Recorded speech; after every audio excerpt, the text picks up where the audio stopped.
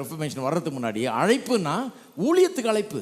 நீ ஒரு பாதிரியாகவோ மங்காகவோ நன்னாகவோ அப்படி ஊழியத்துக்குன்னு அர்ப்பணித்து எல்லாத்தையும் திறந்து போய் மடத்துக்கு போனால் தான் அழைப்பு. அந்த அழைப்பு தான் மேன்மையானது, அது உன்னதமானது. ஏன்னா கடவுளே ஒன்று அழைக்கிறார்னால அதுதான் அழைப்பு. வேறு எதுவுமே அழைக்க. நீ என்ஜினியராக இருந்தால் டாக்டராக இருந்தால் அதெல்லாம் அழைப்பே கிடையாது. அதெல்லாம் ஒரு துச்சமான சாதாரண வேலை தேவைப்படுது. ஆனால் அதுக்கு ஒரு பெரிய மரியாதை கிடையாது. இப்படி சொன்னால் அந்த வேலையை செய்கிறவனுக்கு எப்படி இருக்கும்? அதனால தான் ஊர்ப்புள்ள பாருங்கள், அதனால தான் வேலை செய்கிறவனுக்கு எந்த உத்வேகமும் கிடையாது. ஏன்னா அவன் வேலை ஒரு அழைப்பே இல்லைன்ட்டாங்க. இவர் மொழிபெயர்ப்பிலே ஆஸ்திட்டார். இந்த ஒரு வார்த்தையை ரெவல்யூஷனரி விதத்தில் பயன்படுத்தி, புரட்சிகரமான விதத்தில் பயன்படுத்தி சரித்திரத்தையே மாற்றிட்டாரு.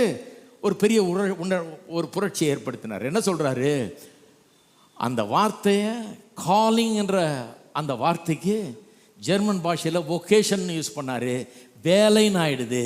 அப்போ என்ன சொல்கிறாரு? நீ பாதிரியாராக இருக்கிறியா அல்லது ஊழியம் செய்கிறியா, ஊழியத்துக்கு போறியா, அப்போ உனக்கு அதுக்கு அழைப்பு. டாக்டராக இருக்கிறியா, அது உனக்கு அழைப்பு. ஆசிரியராக இருக்கிறியா, அது ஒரு அழைப்பு. தச்ச வேலை செய்கிறியா, அது உன்னுடைய அழைப்பு. வீட்டில் இருந்து சமைச்சு போட்டு பிள்ளைகளை வளர்த்து ஒரு தாயா வேலை செய்கிறியா, அது உன்னுடைய அழைப்பு அப்படின்றார். அப்போ எல்லா வேலைக்குமே ஒரு பெரிய மரியாதை ஆயிடுச்சு, அந்தஸ்து வந்துருச்சு. வீட்டில் இருக்கிற ஒரு பெண், வெறும் சமைச்சு போட்டுட்டு இருக்கிற பெண் கூட என்ன யோசிக்கிறாள்? கடவுள் எனக்கு கொடுத்த அழைப்பு, எனக்கு கொடுத்த கடமையை நான் செஞ்சுட்டு வரேன், அதை நல்லா செய்யணும், சிறந்த முறையில் செய்யணும், கடவுள் நாம் மகிமைக்காக நான் செய்யணும் அப்படின்னு செய்ய ஆரம்பிக்கிறான். எல்லா வேலையில் இருக்கவங்களும் நல்லா செய்ய ஆரம்பிக்கிறாங்க.